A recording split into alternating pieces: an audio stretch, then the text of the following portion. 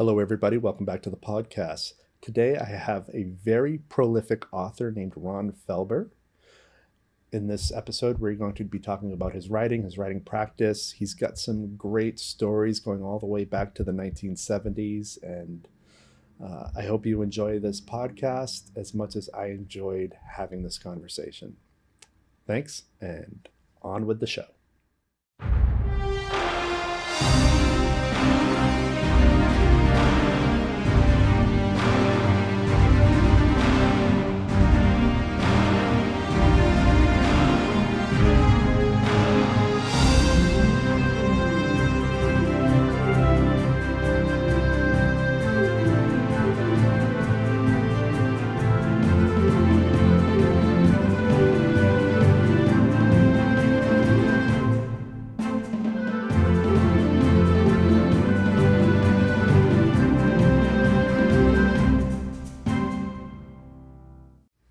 I've been looking forward to this. Me too, actually. It seemed like a very, let's say, eclectic fellow. I'm interested in everything. I think, good. Honestly, that's what, if you're a writer or a filmmaker, you should be. I totally agree. You know, it's so funny. I was just thinking about this today with you in mind. I was thinking about a writer like Saul Bellow, who is a really great writer, but he writes about one thing constantly. And I think about a writer like, say, Norman Mailer, who can write about the moonshot, who can write about, race relations in New York, who can write about anything. And it's like a predatory intelligence. And obsession is different from intelligence. And I admire people that can move from one subject to the next, explore it with fresh eyes, as opposed to somebody that sees the same thing. And politics are like that these days. I mean, there's this obsession, and you just beat this dead horse over and over and over again about 3 or 4 issues. Yeah. But really, at the end of the day, it isn't what life's about, and it certainly isn't what progress is about. Yeah, I mean, I feel like you're definitely one of those writers who you seem to have overlapping interest areas, but you are also capable of talking about pretty much drastically different things. Like you go from, at one point in some of your interviews that I saw, you could talk extensively about China, extensively about Nazi super soldier programs. But then there was one point where you were doing a wonderful speech where you had made a remark about how there were leaders in industry that, because of the way their organizations were and the way things are incapable of doing their jobs that they were brought on to do. I don't remember the exact quote, but I loved that speech, and it seemed the perfect way to describe sort of the number one symptom of the world we're living in right now. We're all correct. Kind of very incapable of doing the job we're supposed to do. We're in boxes. Yeah. We're put in boxes. And my speech was about, one of my speeches anyway, was about escaping the corporate box. And it was based on the magic of Houdini. And basically what he came up with is most of the boxes that people are entrapped by are boxes of their own creation. The boxes don't really exist, except in their mind. It's like the elephant that gets tied to a post and thinks it can only go 3 feet. Then you take the tether away, and it still can only go 3 feet. Yeah. That's us, That's politics today. That's America today, as far as I can see. And we're very, as a species, we're so susceptible to that conditioning. And I see a lot of that occurring in some of the subjects that you tackle, and we can unpack that if you want or not. I'm very open to where we take the conversation for the most part. The only thing on my list really was I had to introduce you as an author of Indeterminate Value because I have a sixth sense of humor. A man of indeterminate value. There you go. That's not a bad title, you have to admit. A man of indeterminate value. Maybe that'll be the episode. Did you know what the conclusion was? We're all men of indeterminate value. That's true. We don't know what our value is. Yeah. My girlfriend wanted to know if the title was inspired by the Oscar Wilde story, A Woman of No Importance. Maybe how it goes. Because you're a writer and you do a filmmaker. Something sticks in the back of your head from 50 years ago, or some crazy thing when you were a kid, and you don't even know that that's the case. So it wouldn't surprise me if that were true, but I guess sometimes, in moments of self-reflection, and I was in corporate America, I was running a corporation at the time, a fairly large one, and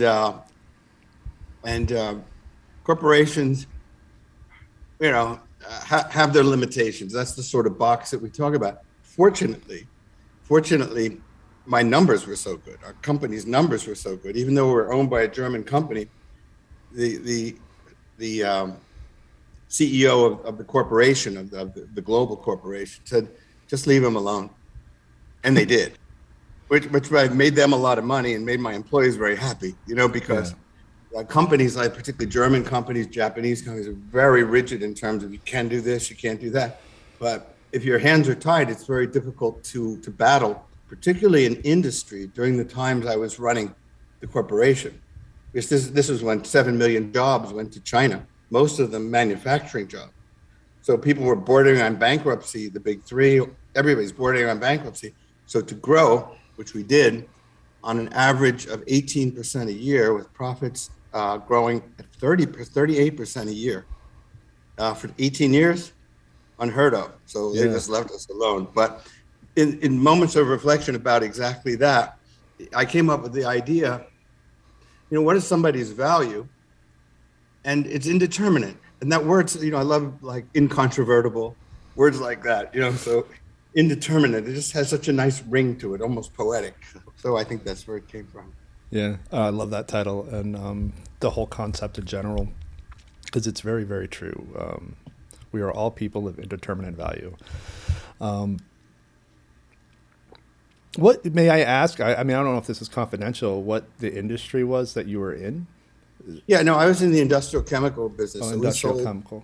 To BMW, to Porsche, to a lot of the automotive manufacturers, Ford, GM, Chrysler at the time, and GE. So it was maybe a $365 million company with about 600 employees. So it was a great job. But something? It's so interesting. I wrote an article. It was called Criminal Intelligence, the value of criminal intelligence. And it said what a great businessman John Dillinger would have been. Because I found in board meetings all the time, people would say, you hit this brick wall. It's inevitable. There's going to be a brick wall, whether it's a competitor, whether it's pricing, whatever it might be. OSHA, whatever, name it. So the brick wall. So you get all these MBAs, and they look around and say, oh, we're screwed. There's no way out of this.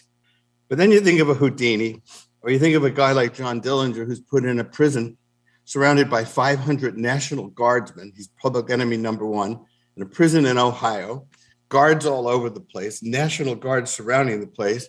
He breaks out and drives out in the warden's car. I mean, almost everybody would say this is over. It's over, but it isn't over. It's over if you lack the imagination. And so really my huge advantage was I wasn't trained in business. I took the business courses later as I was doing things, but my background really was writing and literature. And if there's anything you learn from people like Rod Serling, let's say, or Ray Bradbury, or these kinds of writers, it's that, that there's always some angle, some way of looking at the paradigm that gives you a whole different view and a whole different insight in what can and can't be done. So that was so much fun. That sort of goes into a recurring philosophy on this show. And this is coming from somebody with an MFA in writing.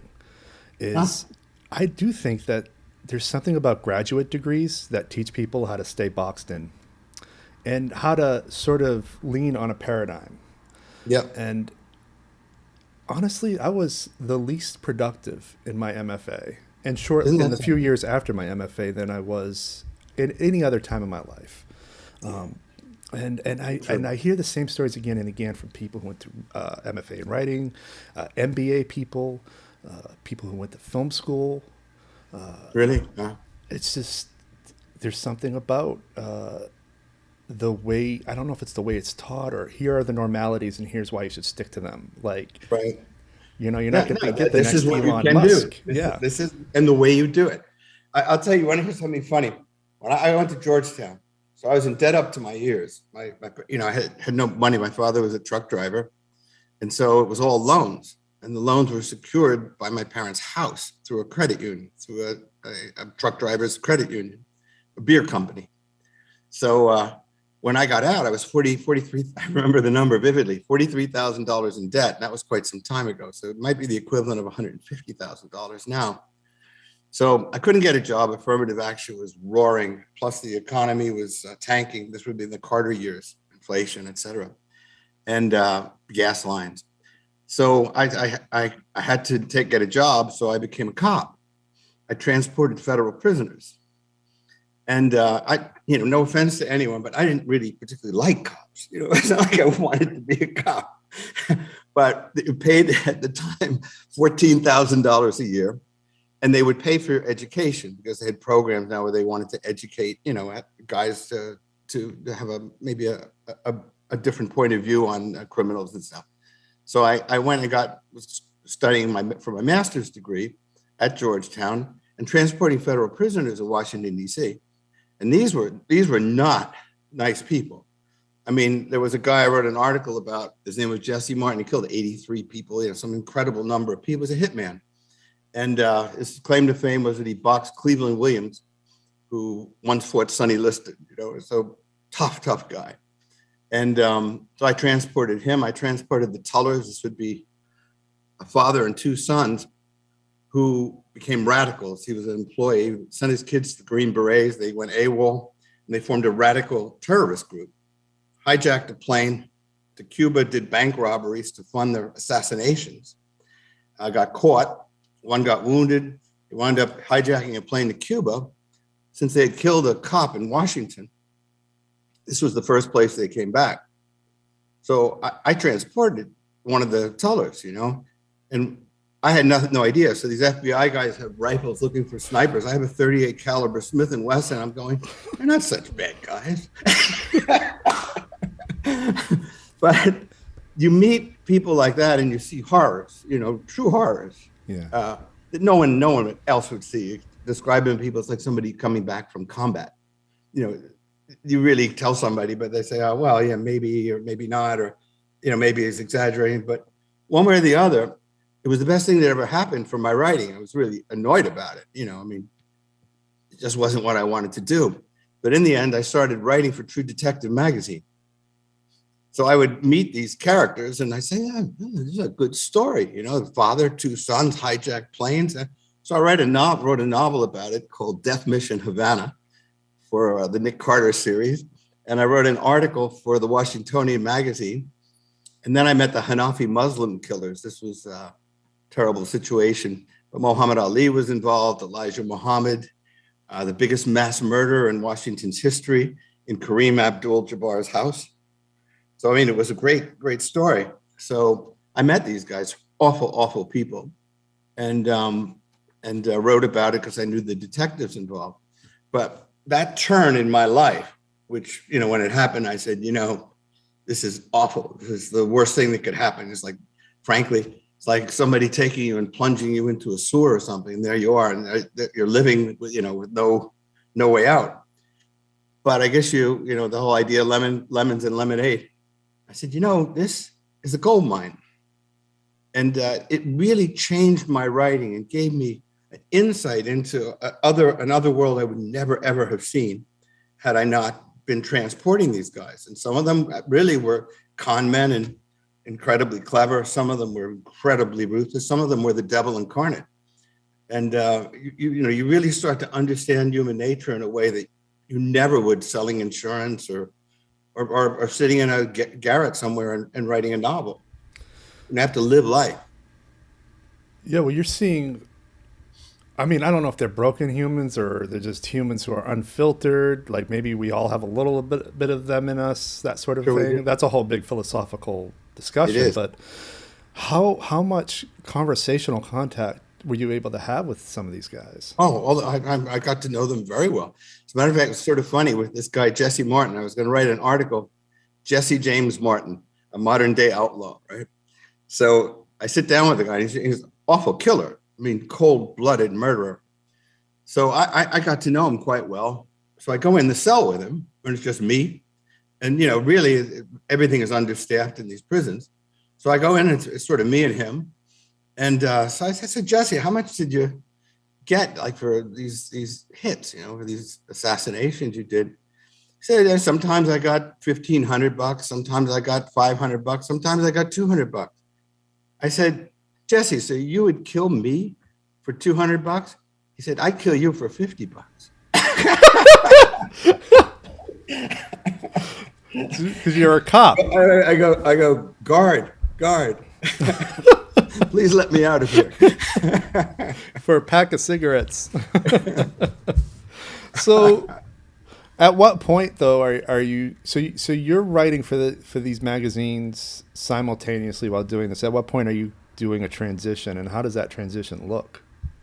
I got I'll be just perfectly honest. The guy I knew very vaguely because I sort of was involved in moving him, committed suicide. He hung himself. He got raped by a bunch of guys, and when he got into prison, he was a gentle person. And when he got into the prison, they just destroyed him, and he hung himself. And that was it for me. So I had a buddy who was older than me, who was on the Nautilus, by the way, when it went under the North Pole. So he was a little bit older than me. And I said, I got $5,000 in the bank, no debt. Let's get the hell out of here. So we drove from Arlington, Virginia in a Valiant to Acapulco. Got robbed along the way by banditos in the hills, met every wayward woman that was in sight. And just really had a cathartic 3-4 weeks or so. Had no money coming back. We had to like beg for gas at gas stations to get back to Virginia. But anyway, that sort of did it. And I said this was an experience I had, but I would say it rots your soul. And it really was contaminating at some point. And I said, I don't care what the consequences, I'm not doing this anymore. Because you really get a view of human nature that is poisonous to you.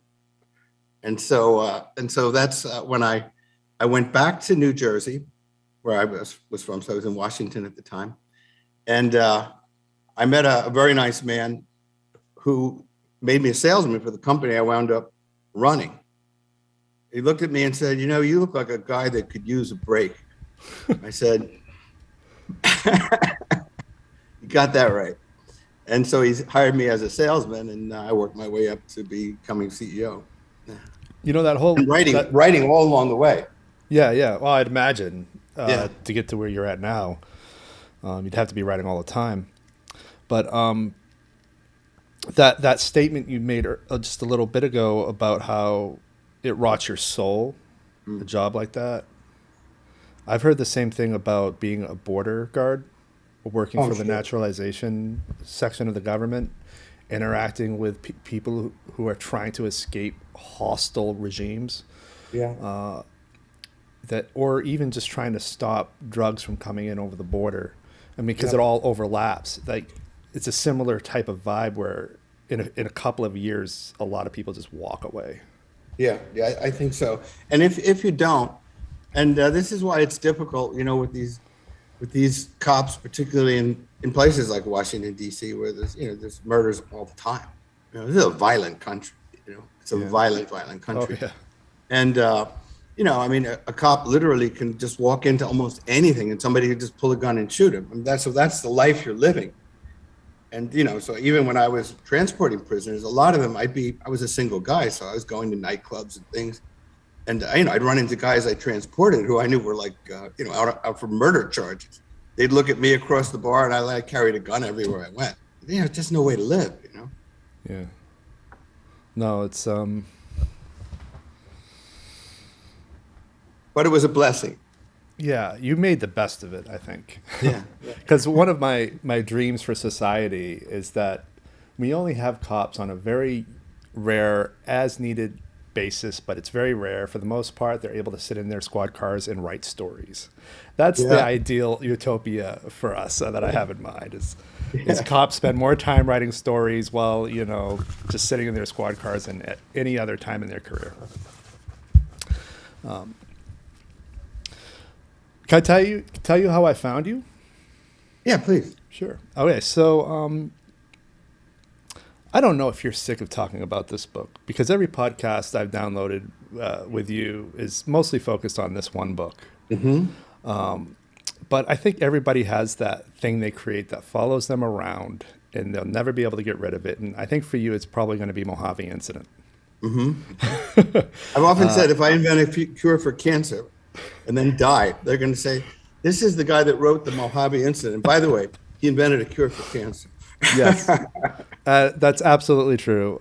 Kevin Smith, the filmmaker, once said that every creator has a gateway drug to their career. So for him, it's a movie called Mallrats. He declared it's his worst movie, that he doesn't like it, but everybody always gets to that first before they end up getting used to what it is he's creating. With Stephen King too, for me, my gateway drug to Stephen King was the Tommyknockers. And so Mojave Incident for me was the gateway. And it I think it stands out because, for one, the way it seems like you approached this thing was very much from the mentality of a cop investigating what these people went through. Yep. And that adds credence to it. And my super secret sort of open secret on this podcast is I'm very well read on this whole phenomenon. I don't really focus on it much because there's an enormous amount of stigma and an enormous amount of just, we don't really know enough to really, and I don't want to be a paranormal podcast entirely, but yeah, I get it. No, they asked me to do follow-ups to the book and I didn't, for the same reason. I talked about obsession. Yeah. I think I wrote, a definitive book on UFO and alien abduction. I think I've read a number of them and, not to an obsessive point, but I'm very familiar with the topic.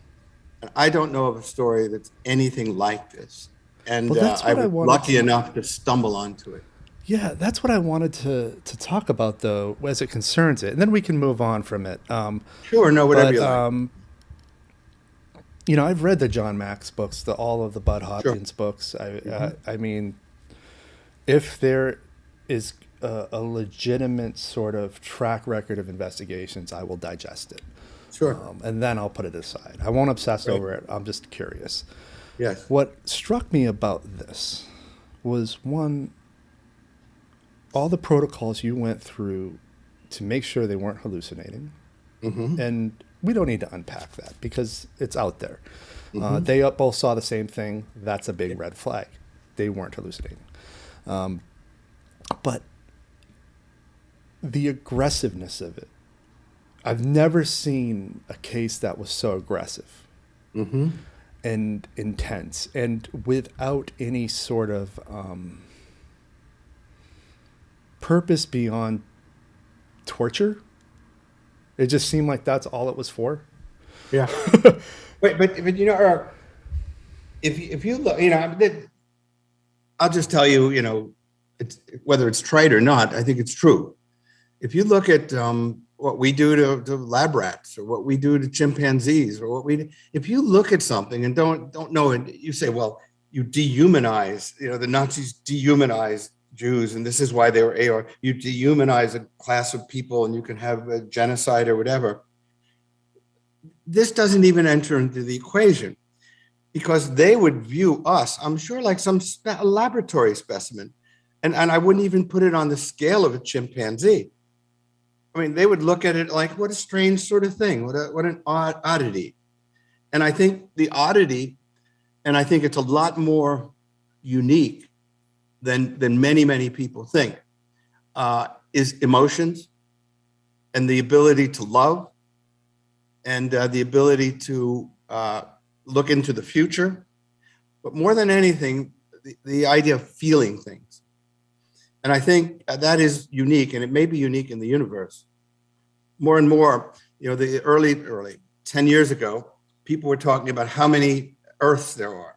There's a billion Earths out there, but that's not true. They look at it now, and they really start to examine what is Earth, and what are these other planets, or these other stars, or these other environments that may be out there.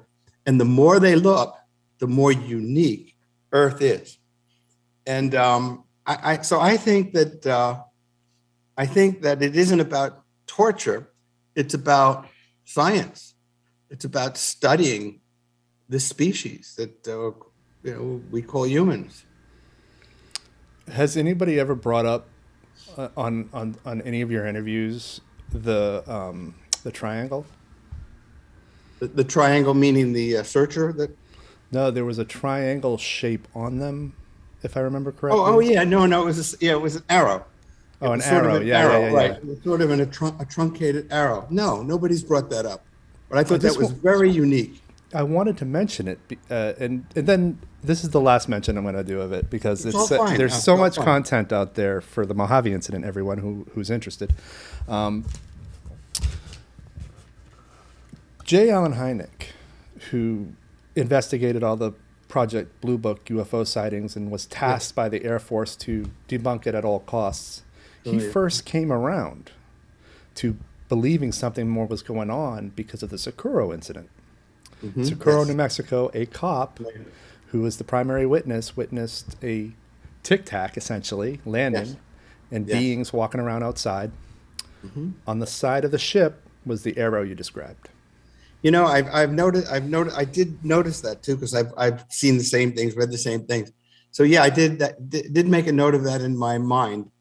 And the other thing that I found fascinating, before I was ever aware of what Fife Symington had to say, the former governor of Arizona, about the Phoenix Lights and whatnot, it was really off my radar. I was writing thrillers, I was doing other kinds of things, but when the Hesses described the UFO that literally capped the whole valley, they talked about it as the size of bigger than a football field. Yeah. And when I first heard that, because that's a phrase I'd never heard before, I said to myself, this can't be true. This is too crazy.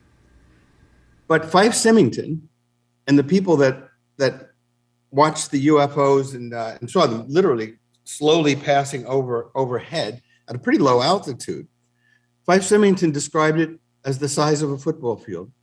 So very similar to the arrow, there are these subtle things. And this is what detectives look for. They look for the subtle things. Like you can say, well, it was blue, and you can say it was green, whatever you want to say, and that's a generality. But when you say, yeah, it was green, and by the way, there were little speckles that came down from this rod, that was lowered down into the ground.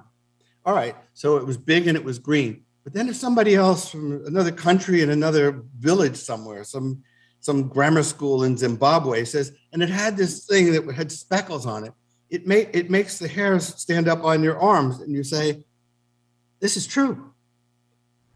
This is true. And I think it is true. Yeah. Oh, absolutely. I mean, you have, for the most part, people just regard it as a cultural thing. It's only in America, blah, blah. It's not true, man. It's all over the world. People who don't have access to film and television seeing the same damn things. And the triangles, the triangle searcher, as it's called in the book. Yes. That's one of the most common ships associated with the abduction phenomenon. And it's also a ship that is especially featured in a book called Night Siege, which is one of Hynek's last books. Where the Hudson Valley I don't know if you know about the Hudson Valley UFO. I do, yeah. During the 80s. But that was all, it seemed like it would appear almost nightly, trying to lure people out of their houses. And people would get this instinct to come out of their houses and look up, and they would feel like they were being scanned. Yes. It's almost like it was looking for people. Yeah. And I find that interesting. Yeah, no, there are these details that just stand out. They're like spikes in the ground. And you say, wait a minute, that means something. I don't know that we figured all of this out, but I think a couple of things that we figured out. I think that it's clear to me that over time, the encounters that have happened, whether it's like, in the 49 or whenever it was, in the Himalayas, when they first took pictures and came up with the idea of a flying saucer, and you have these grainy images of things. Obviously, there's something there. What it is, no one knows. They call it a flying saucer. Then you have closer encounters, more specific photographs, et cetera, more specific descriptions. Then you have the Barney Hill, the Betty and Barney Hill in the 60s, where there's an actual abduction. And then you have things like the Phoenix Lights or the Hudson Valley situation. It's very clear to me that there's a desensitization that's going on. And now even when the federal government, the Pentagon comes out and says, well, there's 147 instances that we've studied that we have no idea what they are. We know that there's this craft. We know that it can maneuver. We know that it's not from Russia. We know it's not from China. Well, it doesn't leave you with many alternatives as far as an explanation. And I just have this feeling, and actually Dawn Hess under hypnosis says this. So they let me ask her a couple of questions. The doctor let me ask her a couple of questions. So I said, when will this happen? This encounter between this face-off, this meeting, this communion. I don't know. So then I pressed her. I said, will it happen in my lifetime? And she says, how long will you live? Then an incredible answer. So I said, well, it happened in my children's lifetime. And she said, it will happen in your children's lifetime. I think that's incredibly accurate. And I think that's exactly what's going to happen. Yeah. Some part of me feels like it's happening. I mean, look at all the disclosure that's been going on. Yes. I just had Colm Kelleher. I don't know if you know who he is. He ran the investigations over at Skinwalker Ranch. I see. I've heard. Yeah.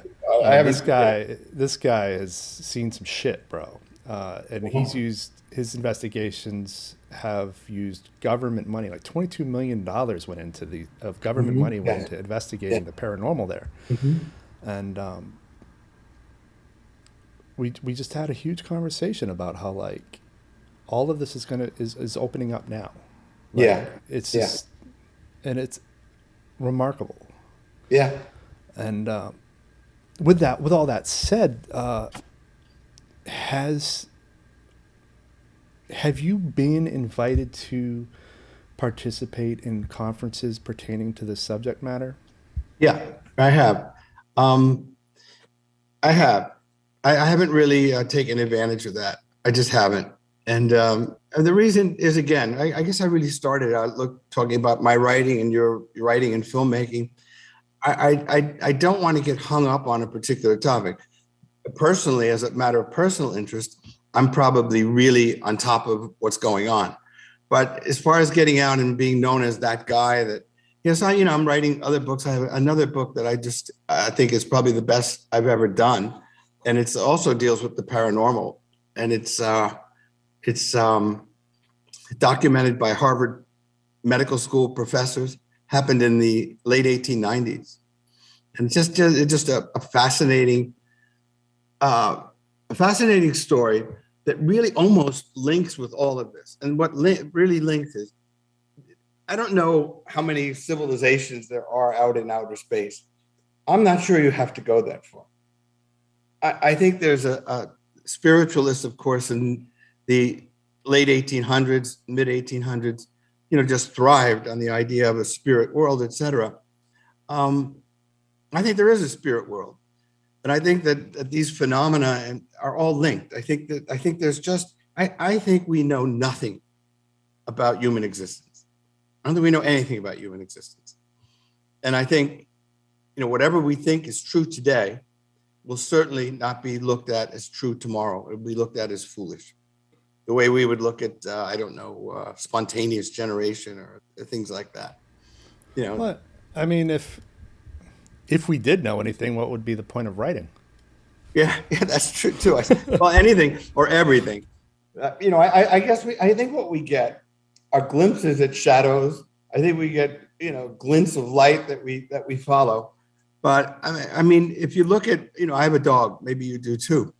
And I love this dog, but clearly there's a limit to what he sees and what he understands. There's a limit to it. He's not going to do calculus. He's not, he's just not. He's not going to talk. He's not going to recite the Gettysburg Address. It's just not going to happen. I think, we're like that. We're like a car, a high-speed car with a governor on it. And the governor says you can go 50 miles an hour. But the reality is that many others, and maybe everybody else, is going 10,000 miles an hour. And so we're like the dog. We see what we see.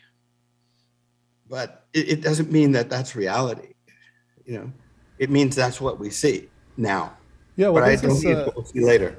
That goes into sort of a theory of evolution where, I am sorry, I can't cite the person live. I'll have to look it up and put it in the description. But at one point, there was this philosopher talking about how we evolve as humans to survive in a version of reality that's more physical. Mm-hmm, mm-hmm. And the more we evolve to survive this, the less we're capable of understanding reality proper. I think that's fair. Actually, it was funny. I had a personal trainer for a while, and it was a sort of pseudo-intellectual guy, knew everything about everything and maybe not so much about anything, but said, these people are so stupid. He's talking about some area of the country. They're so stupid, they don't even believe in evolution. And I said, I have a doctorate and I don't believe in evolution. I think Francis Crick had it absolutely right. The fellow that discovered the double helix for DNA. And he believes in direct transpermia. He thinks that the odds of the human brain, as complex as it is, being created from some bacterial growth, some slime in a swamp, in the time frame that we have to do that, evolution could not account for it. What could account for it is that DNA was sent from another universe, another planet, with asteroids, meteors, whatever. And so it had a head start on evolution. So the DNA was sent through irradiation coming through the atmosphere. And it was all over the universe. It was an experiment. Send it everywhere, see where it takes hold. And it took hold on Earth. And from there, the human beings developed. And it went through the evolutionary chain that you and I would be familiar with, but it didn't just start. It started because it was directly and intelligently transferred here by another civilization. So in essence, we're the sons and daughters of aliens. And I think that makes a lot of sense to me. Yeah, I mean, no matter how you put it, it makes sense because you could look at it too as, I digest so many philosophy content that, and I'll always quote it, and I won't do the quotes justice, but at one point somebody was talking about the Big Bang and mm-hmm. how don't look at it as something that has occurred but is occurring. Yeah. So you are a part of the Big Bang that is still Yeah. transpiring. And I'm like, that is an interesting way of looking at it. And It so, is. and for some reason, your comment brought that up. Mhm. But yeah, I've heard again and again, and I haven't been able to get anybody on to talk about it, mostly because I haven't tried. But this idea that our genetic sort of makeup has been tampered with, I think that's fascinating. Hmm. Hmm. Yeah, enhanced, etc. Yeah, no, I mean it's a one of the great things about writing, one of the great things about the arts is really um, you're free to look at things like that. If you're, I don't know, let's say a corporate guy, I mean, and your life is dominated by making a profit margin or sales number, et cetera. That your life is dominated. You really don't have time to think about these things or to enrich your own view of what's possible and not. And first of all, it's fun. But second of all, it's probably important because at some point in time, maybe you'll figure something out that's true. Well, that sort of goes into another recurring thing that I find with a lot of guests on this show is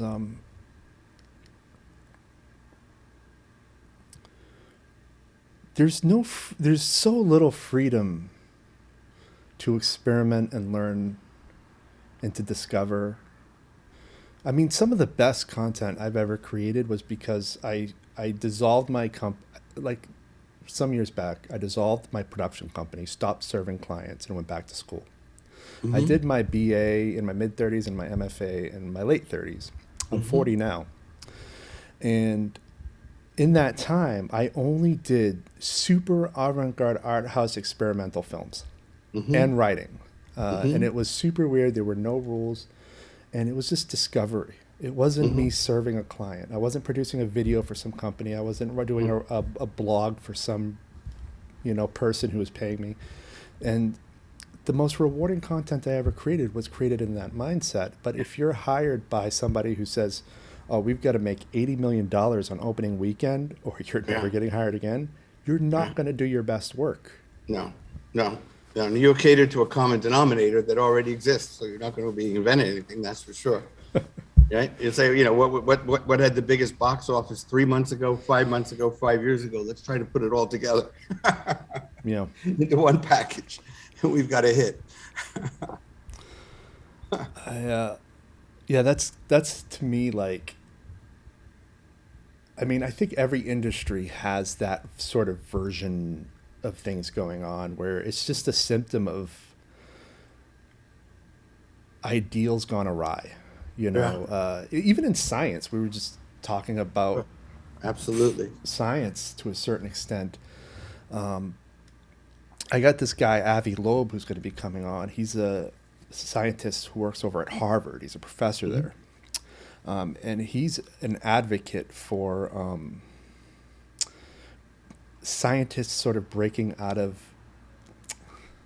At one point in an interview, he described the science community as being mostly janitors who are keeping up the space, Mhm. and that Mhm. real scientists need to be more open minded and more welcoming of anomalies. Whereas a lot of the scientists you have nowadays, they'll see an anomaly and they'll be like, "Oh, I wish that didn't exist." Well, as a scientist, Yeah. you should wish that existed, and you Mhm. should try Mhm. to understand it. Yeah. And and that's the same thing that's going on with the arts. Oh, I wish that you know I could just make this film on a formula and get paid and go home. That's not Yeah. an artist. That's No, not even a no, no. craftsperson. That is a janitor. Yeah. No, no. That's very true. Not to Very shoot true. down the janitorial profession, but No, let's no. call It's it what a it very good is. janitor. And so that's actually one of the main reasons I invited that Avi Loeb on is Uh-huh. because I really agree with that philosophy. And we as creatives should hunger for breaking outside of a formula and exploring it. And and But and to mhm. to accept the responsibility of training our readership to want it. That's the other problem is people got to want it. Yes. Well, this is a good segue based on science. And I'll tell you why, because my new book, The Unwelcomed, It's the curious case of Clara Fowler.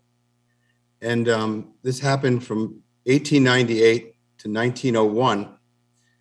And basically what it comes down to is a contemporary of Sigmund Freud named Morton Prince worked with the famous William James, the novelist Henry James' brother, and the famous scientist, invented abnormal psychology and was the first to teach it at Harvard University. He was involved in the study, along with Morton Prince and a fellow named George Waterman, heir to the Waterman Penn fortune, and again, a Harvard medical school professor. Formed a team. The other side of the team was Leonora Piper, who was the most famous spiritualist at the time, and a guy named Richard Hodgson, who was president of the Society of Psychical Researchers. And they were spiritualists. So this team had a science element that was like the highest caliber of its day. Sigmund Freud was actually involved in the case. And from the other side, the elite of another belief, of another way of looking at this case. So what happens is a woman, and I had to research a lot, hired a detective to find out her real name, but her name was Clara Fowler. And she was turned over to Prince, who was studying abnormal psychology by Putnam, James Jackson Putnam, another Boston Brahmin family and professor, because he thought that Prince was more equipped to handle this. And at the end, she had all the symptoms of demonic possession. It started with loss of appetite. It started with neurasthenia, nightmares, horrible nightmares. Somewhere she'd be surrounded by dark robed figures, be torn up by wild animals, things of that nature. So she couldn't sleep. So she suffered from terrible insomnia. But then it started to move into a whole other realm. And Prince was determined, because he was in competition with Sigmund Freud, to see the direction that psychiatry would go, whether it would go towards analytical psychiatry, or whether it would go towards a behavioralist point of view, more pragmatic, more physical. And Prince was hell-bent on becoming famous. And so this was, and setting the path for psychiatry in the future. So he had a real penchant and motivation for proving this was a psychiatric condition. And in the end, Hodgson argues with him and says, look, we have a woman who speaks in voices that are not her own. Her face contorts and she looks like another person. She talks in languages that she has no ability to understand or know, but she speaks in perfect Latin. Things like that are just strange and bizarre. She gets letters. She finds letters on her bedstead in the morning threatening her life. I won't repeat them here, but blasphemous letters saying, I'm going to kill you. You should take a gun to your head, and I want to control your body. I want this body. Just really weird. And so they study it together, and it goes really back and forth in terms of arguments.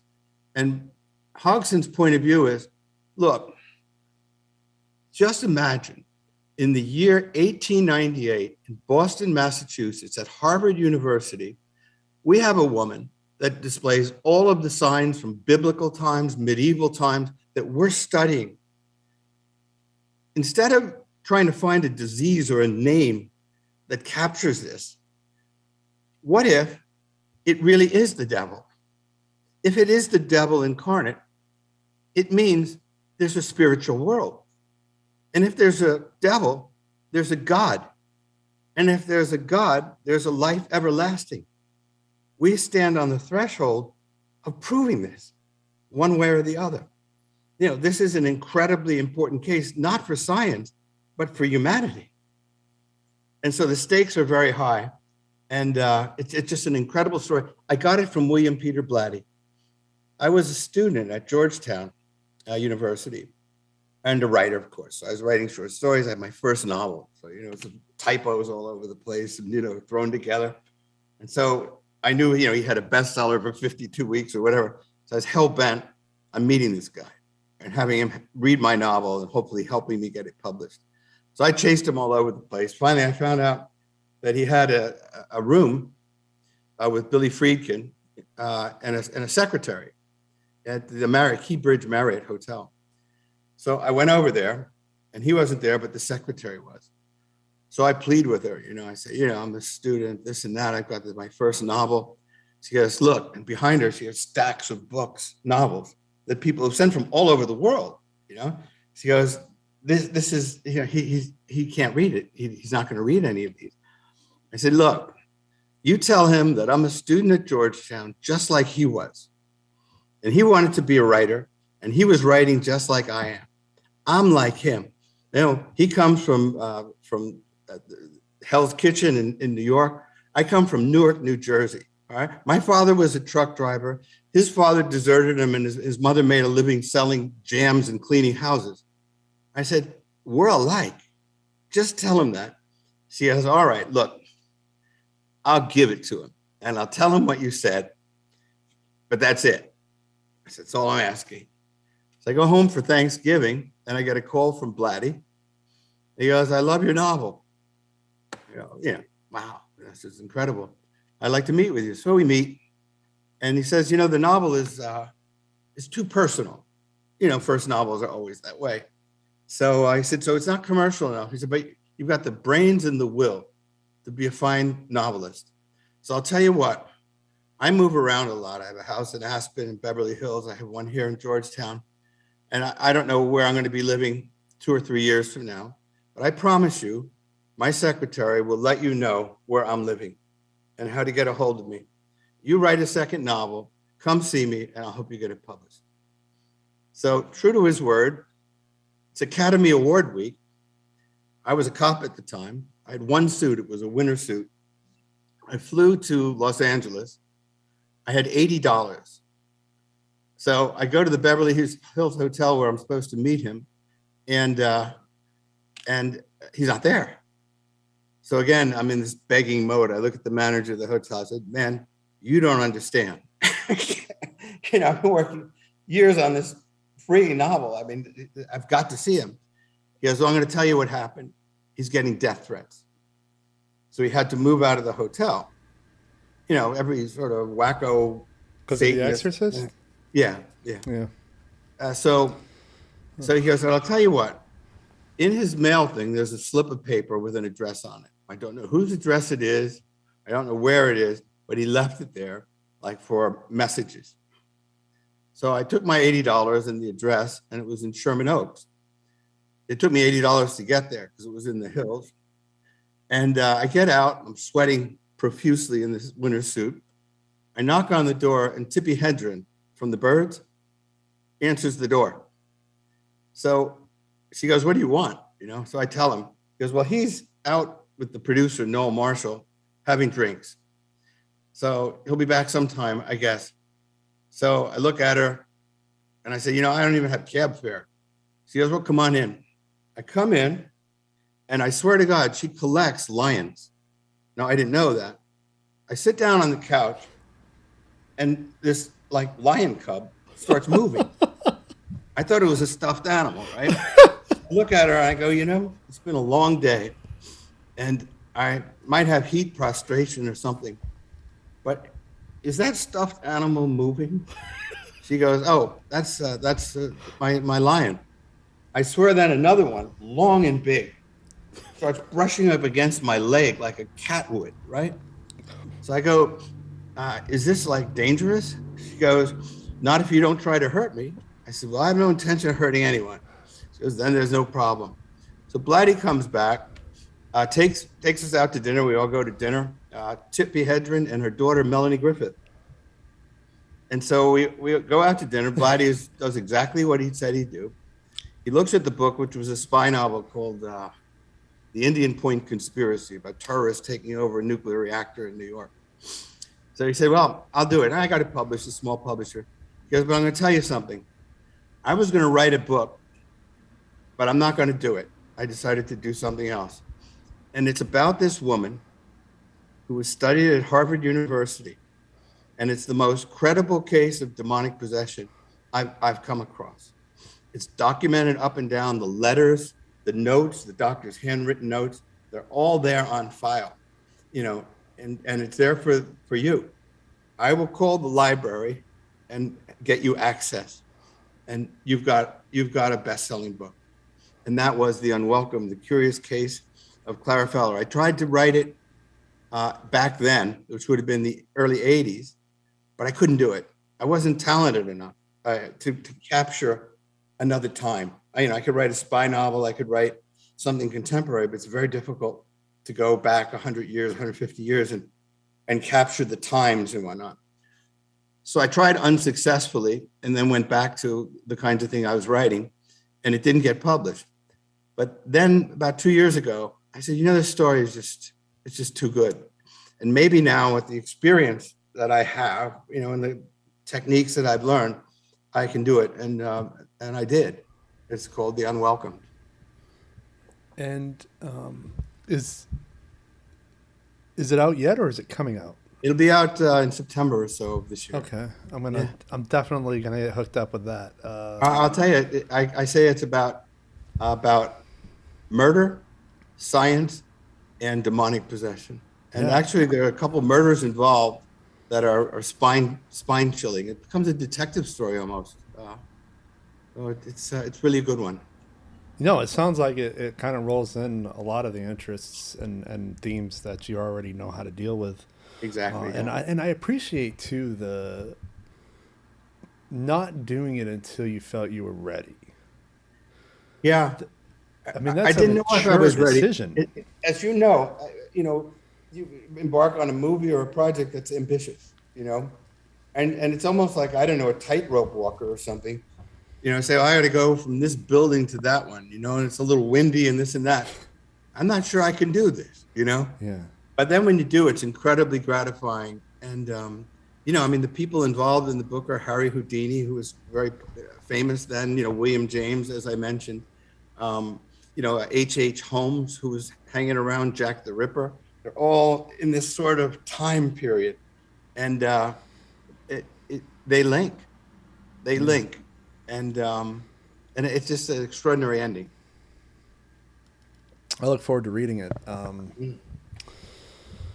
That's a great backstory, because we always hear about, like, Melanie Griffith grew up with parents who had lions and all that, and on top of all of the experiences you've had, that just was like to me is a cherry on top. Like, among your friends, you must be the buddy with all the stories, the drinking buddy with all the stories, It's not so much like that. I mean, writers are different personalities, and I'm not as gregarious as you might think, and I have my girlfriend, and we have great times together, and I teach graduate school. I teach doctoral candidates creative writing, but in terms of backslapping and being this great raconteur, no, not so much.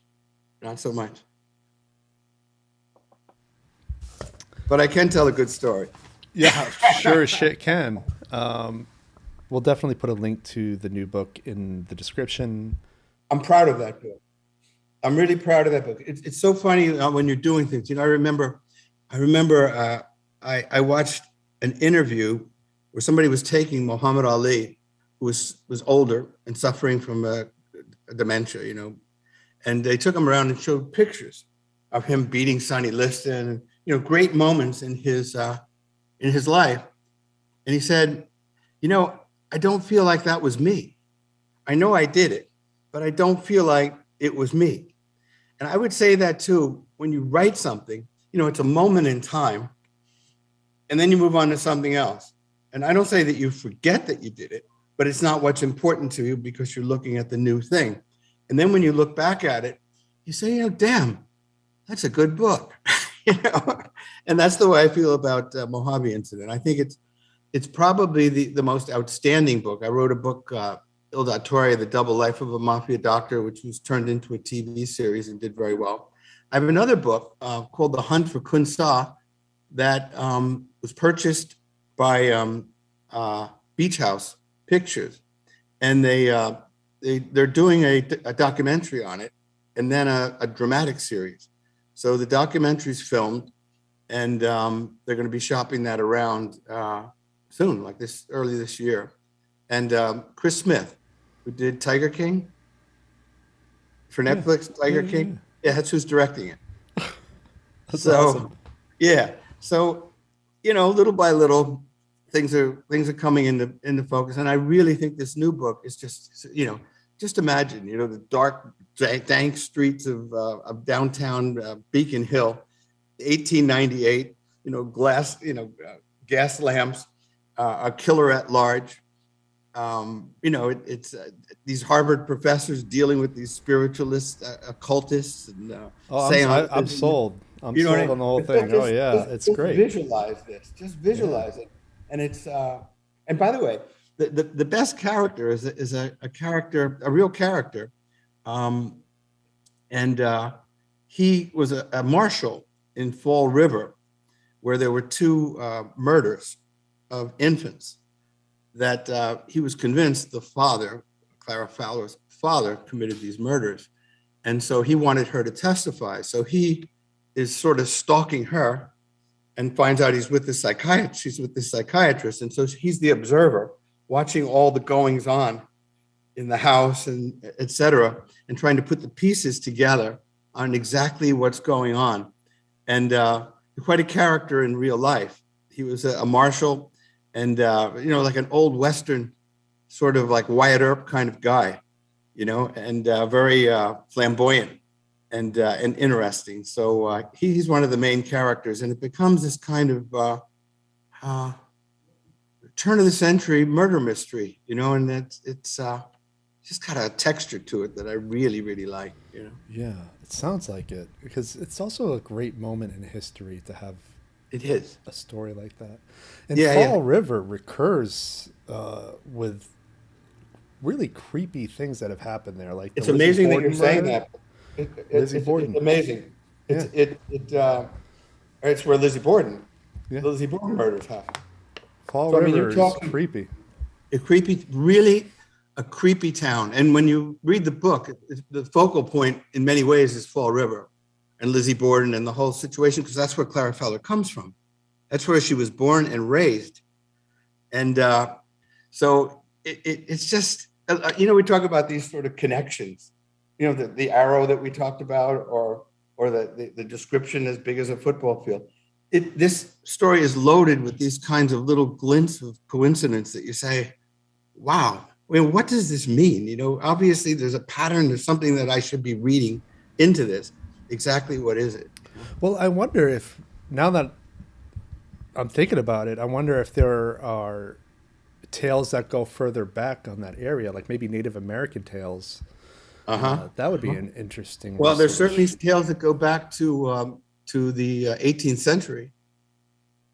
This is a town that suddenly has a slew of murders. A 51-year history, it goes like without any murders. Then all of a sudden there's like 7 murders, within miles of each other. Vicious murders, axe murders, things of that nature. And the Fowler family is involved in these. So it's more than coincidence. The detective, as a matter of fact, is so cool. He makes a map. Well, this is where the Manchester murder happened, where a guy named Jose Carrero, within 6 months of the Lizzie Borden murder, axe murders the wife of his boss. Very similar, because Lizzie Borden is 3 miles away. The Fowler situation happened 4 miles away.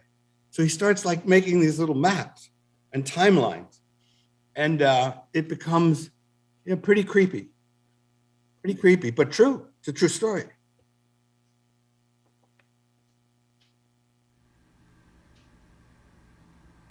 I got to read this.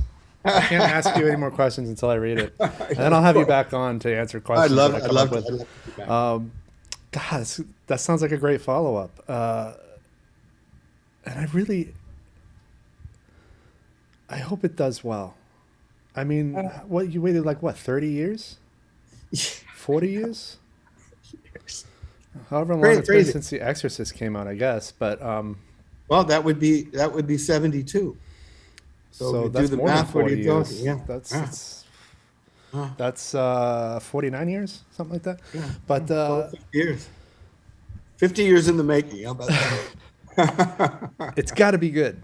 Um, and it came from Blatty. He just handed it off to you with a He silver handed platter. it, Like, that's wonderful. we Wonderful became very backstory. good friends. I mean, he was really a guy, and he died not so long ago, maybe 4 years ago, and I think he was 89.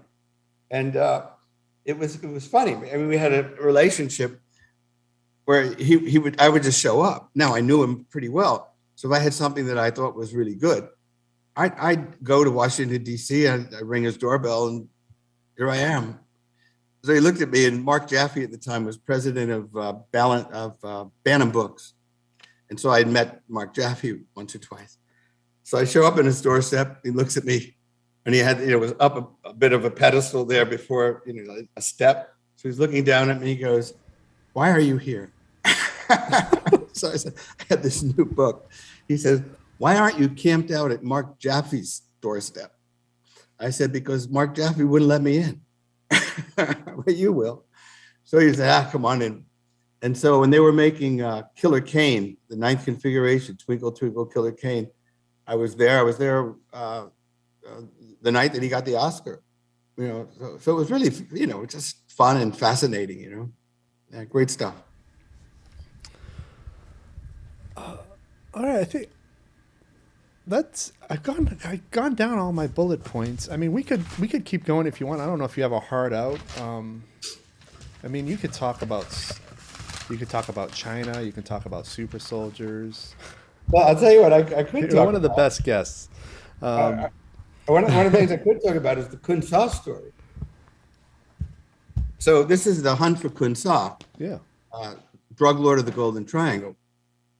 So I can't remember the year. Let's say it was 15 years ago. So I had a friend that was a Green Beret. I went to high school with him. And so he had this Christmas party. Every year he'd have a Christmas party.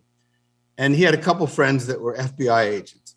And so they were low on the totem pole. They'd be like doing surveillance stuff. So they'd come into this party dressed like hell, bedraggled, not sleeping for nights. And you look, we'd make fun of them. We'd make fun of them. And it's like, what? Look at you, man. Like, what are you doing? Don't you want to comb your hair or something? Do you want to take a shower or something? So anyway, we'd sort of make fun of them. And then this guy's name was Nick Caruso. So he goes, and he wasn't my friend. He was my friend's friend. He goes, "I got a good story for you." So, everybody has a good story, and not many of them are really very good. But so I was working on another book at the time. I don't remember what it was, but I was deep into it. So he tells me there's this drug bust that we're doing. Delta Force is involved. The CIA is involved. This is the biggest heroin dealer in the world. He supplies 70% of the heroin, and he's in Burma. He's a warlord in Burma. And we're setting up this huge sting to take down him and his army of 30,000 troops. So this is like science fiction to me. It's so far removed from, where I am. So I say, it sounds good, but I'm thinking a drug book, Burma, it has its, the Golden Triangle, it has its allure. So I finished the book, and then I said, now what am I going to do? I'm thinking, what's a good story? One night in the middle of a dream, I said, Khun Sa, what does that mean? It means Prince Prosperous in Burmese. Turns out this guy came from nothing and was the most brutal warlord, maybe in the history of ever. They call him the most dangerous man to civilization, the monster, the greatest monster to civilization. This was a guy named William Brown, who was ambassador to Thailand at the time. He had this army of 30,000 armed to the teeth, which was bigger than the Burmese army. And he lived in the jungles, the Shan State jungles. So I got back to this guy. I said, I want to go to Burma. And so he goes, all right, I'll go with you. And then we got our other friend, the former Green Beret. So I said, the three of us, we'll go to Thailand. We'll have a good time. I'll research my book, maybe get me some interviews with some of the guys that were involved, and the special agent in charge of we had no relations with Burma, so the country didn't. So I go there, and the DEA guy, his wife won't let him go. The other guy, his wife won't let him go. So I said, screw it. I mean, I got these tickets paid for. I'm going. So I went by myself. So I went to Thailand, and I hooked up, but he did hook me up with people in Chiang Mai, Chiang Rai. And I got tremendous information. And about this huge thing, it was called Operation Tiger Trap. And the reason it was called Tiger Trap is because Khun Sa believed that the what's the word I'm looking for?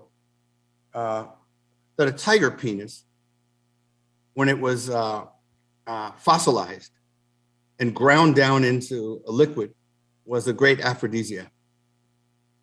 So that's why they called it Operation Tiger Trap, And so it had all kinds of phases. They had the CIA was putting Beechcraft 30,000 feet up to intercept his messages. He had commanders in chief. He had a huge organization.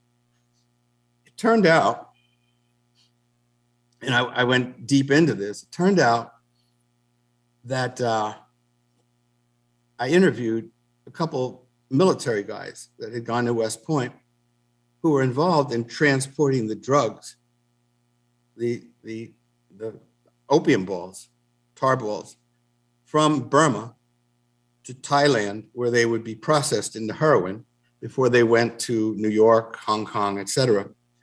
And that it was a military operation. And the CIA was funding their black operations through the sale of heroin, through the Mafia, and through Chinatown, and particularly the Asian market.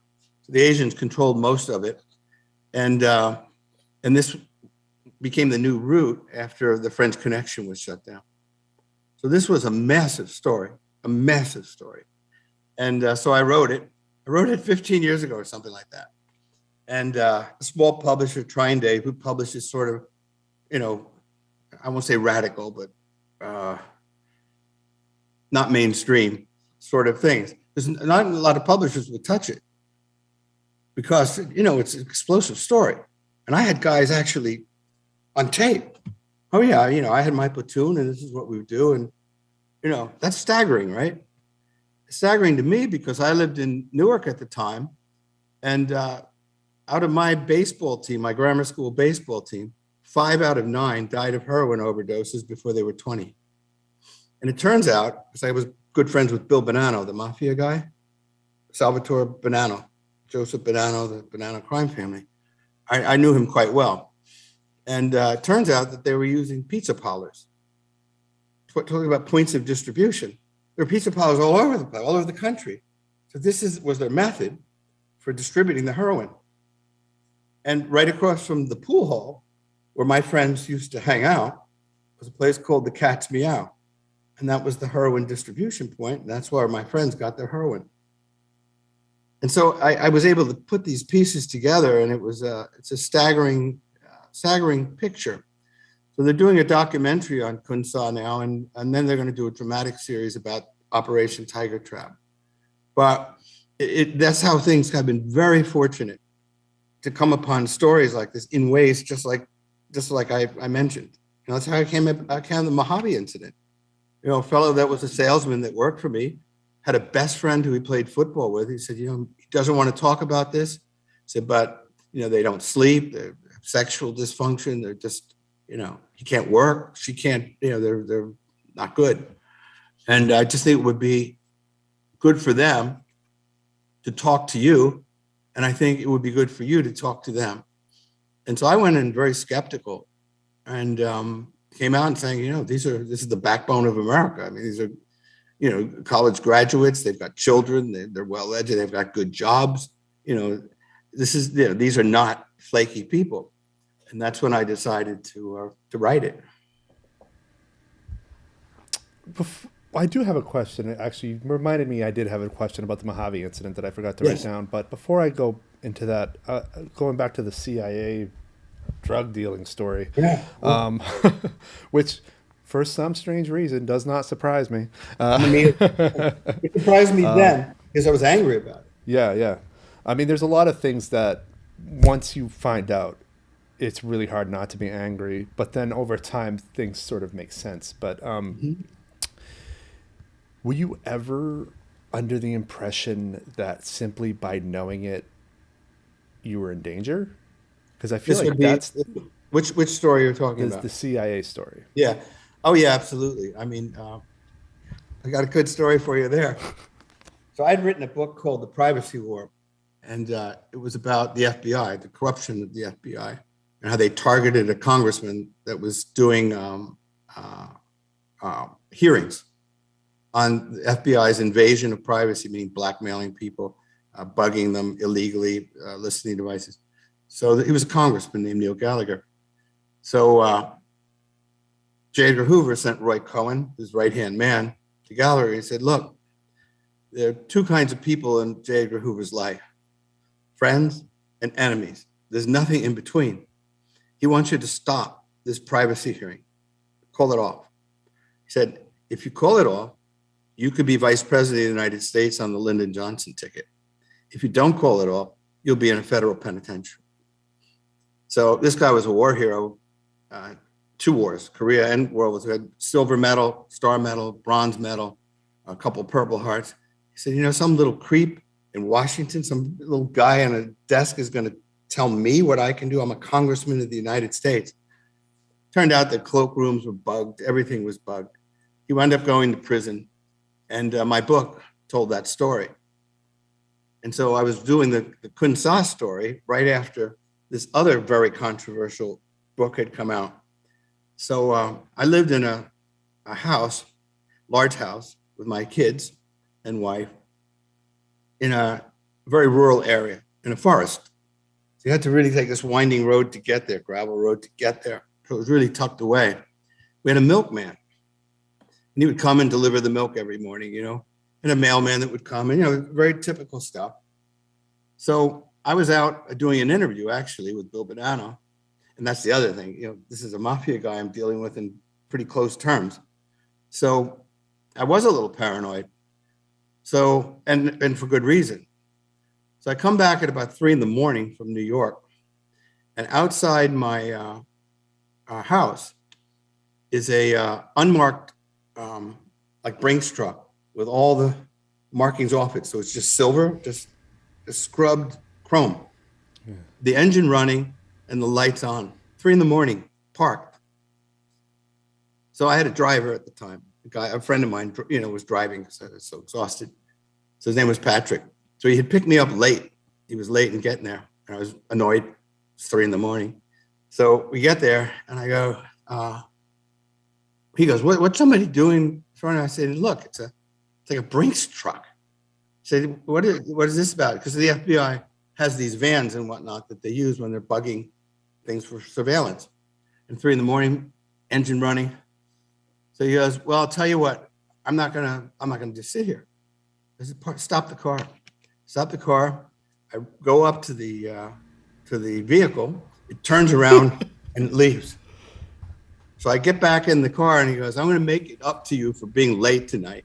We're going to follow that guy. So we tear ass after this vehicle, right? And so I know the area, and it's like a lot of these winding roads, and some of them are blind roads, you know, driveways that don't go anywhere but a house. So we chase this thing.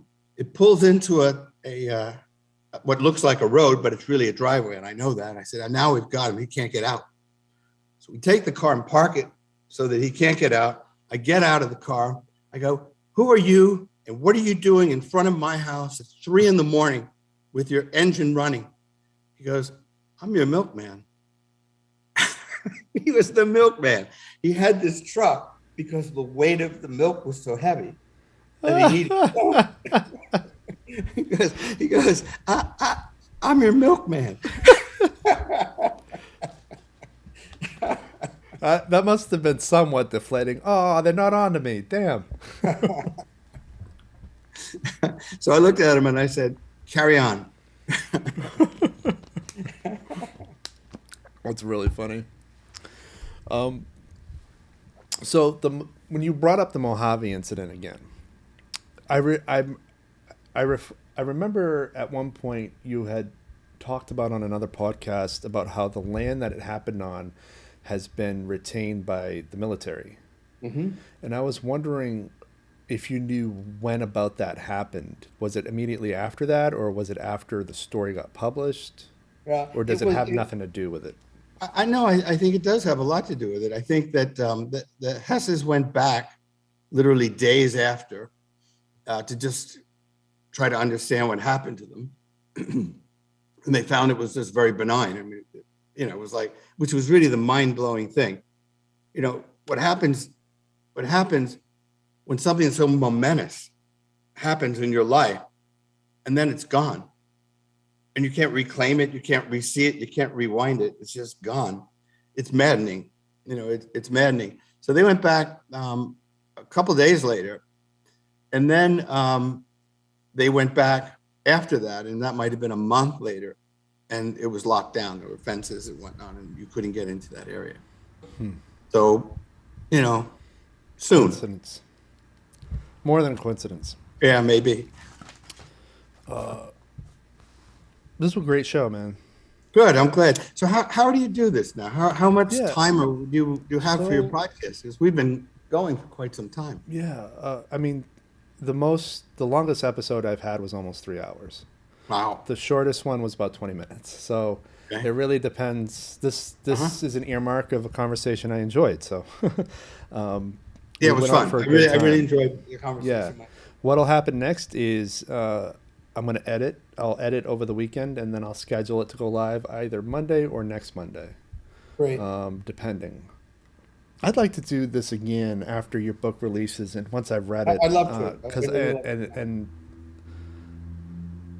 we could philosophize more. We'll solve all the problems. We'll solve universal problems.